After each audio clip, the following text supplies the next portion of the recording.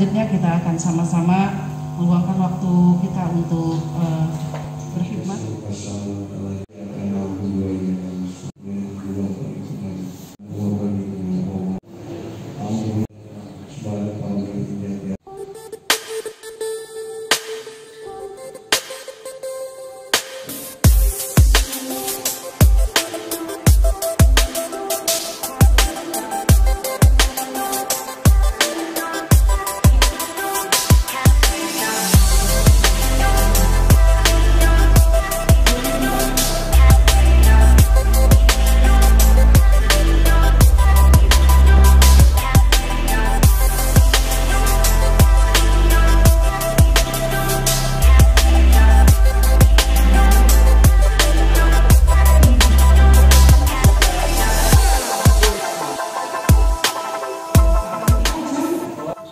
Warahmatullahi wabarakatuh.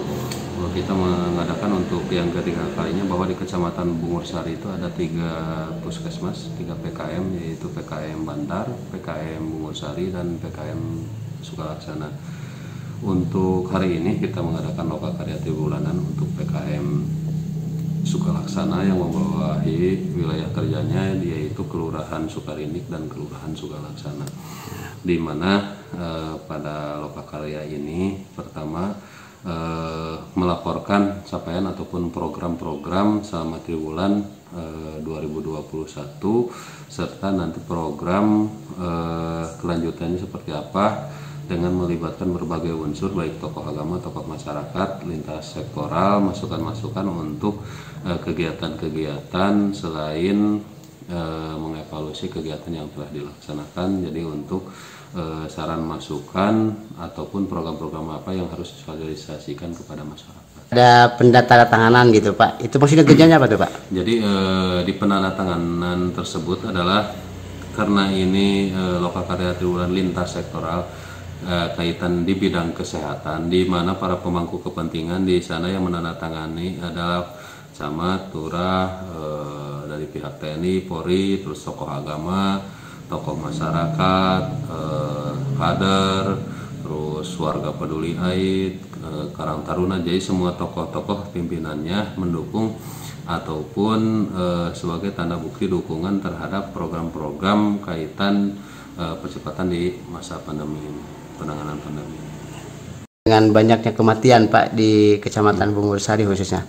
Nah, itu salah satu program merupakan indikator kerja di bidang kesehatan, yaitu angka kematian ibu maupun angka kematian anak.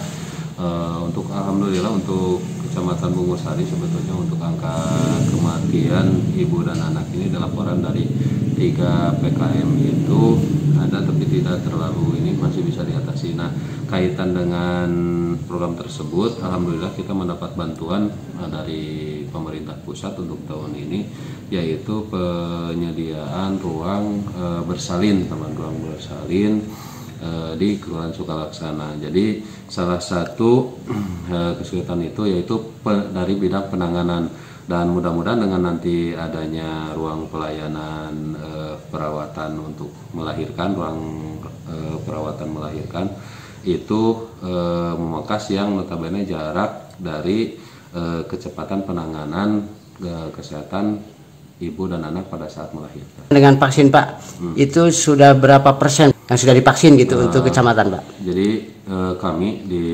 pemerintah Kota Tasikmalaya memasuki tahap kedua.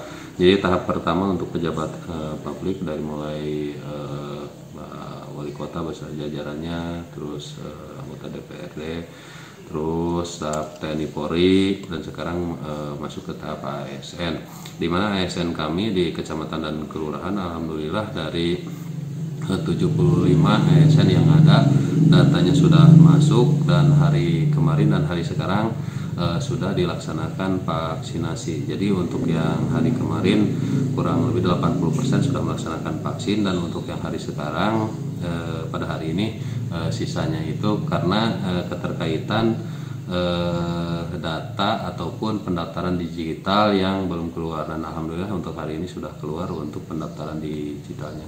Dan untuk ASN-ASN lainnya yaitu dari pengajar, pendidik, dari guru dari mulai hari kemarin sudah mulai dilaksanakan. Adapun cakupan ataupun besaran presentasi nanti bisa dilihat dari setelah data keseluruhan pendaftar masuk dengan pelaksanaan, karena sekarang pelaksanaan vaksinasi masih dalam tahap proses ataupun berjalan. Beberapa indikator banyak sekali ya kalau gizi. Kemudian balita, ya ini pasti ya yang indikatornya persen ya. Nah ini untuk prokes, ya alhamdulillah ada salah satu memang kecil sekali, ada yang itu ada di 1,6%. Mungkin itu pas barengan sama bias mungkin ya. Terkait dengan SPBM, nah, kemarin juga ya kita nggak ada ya, ada kerumunan jadi tidak ada. Jadi kriteria indikator penilaiannya HIV, jadi dua itu. Kalau HIV itu tentang jangkauannya, ya. Jangkauannya juga sedikit. Lanjut. Tinggal 2 orang masih isolasi mandiri dan 1 dirawat di RS. Jadi tidak diadakan untuk diisolasi mandiri, ya, tidak disiplin. Lanjut. BPA-nya itu ada 9 orang, dari suspek itu terduga 15 orang. Ya. Ini HIV/AIDS yang tadi disampaikan Pak Kapus ya.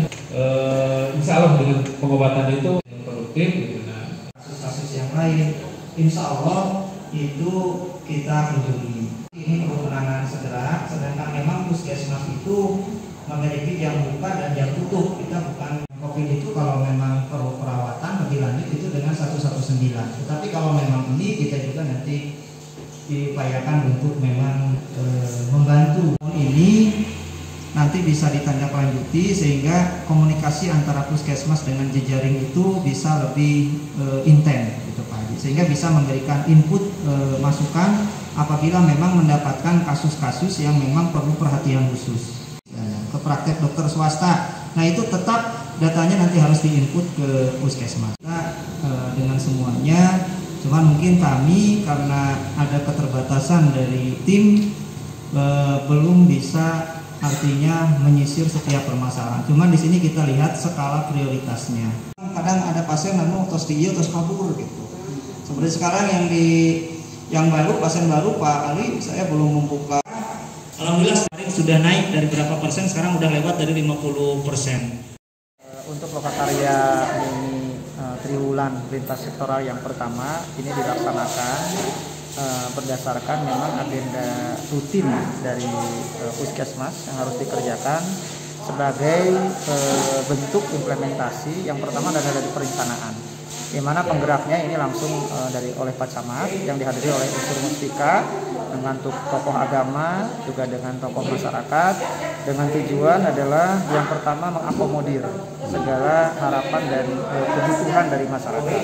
Yang kedua di sini adalah fungsi penggerakan. Jadi ini penggerakan, semua elemen harus bergerak untuk meningkatkan derajat kesehatan masyarakat. Yang selanjutnya yang ketiga adalah di sini tahap pelaksanaan. Pelaksanaan ini bagaimana melaksanakan mengupayakan kegiatan, baik upaya kegiatan perorangan ataupun upaya kegiatan masyarakat yang bertujuan untuk meningkatkan derajat kesehatan masyarakat. Itu barangkali, sedangkan yang dipaparkan di sini adalah capaian dari program yang ada di Puskesmas tahun 2020 beserta rencana yang akan dikerjakan di tahun 2021. Dan ini 4 bulan kemudian akan dilaksanakan evaluasi sehingga kalaupun ada kekurangan, ada yang perlu diperbaiki, akan diperbaiki di tahap selanjutnya. Vaksin itu memang bertahap apa gimana tuh Pak? Ya, untuk pelaksanaan vaksin itu sendiri kita melaksanakan vaksinasi COVID-19. Tentunya kita mengikuti himbauan dari Kementerian Kesehatan, kita mengikuti juga instruksi dari Dinas Kesehatan untuk pelaksanaan vaksinasi ini sendiri. Ya, sehingga kita upayakan dilaksanakan secara bertahap dan terjadwal, ya. Sehingga ya di masa pandemi ini tujuan dari vaksinasi adalah untuk meningkatkan kekebalan tubuh, juga untuk memutus mata rantai penularan.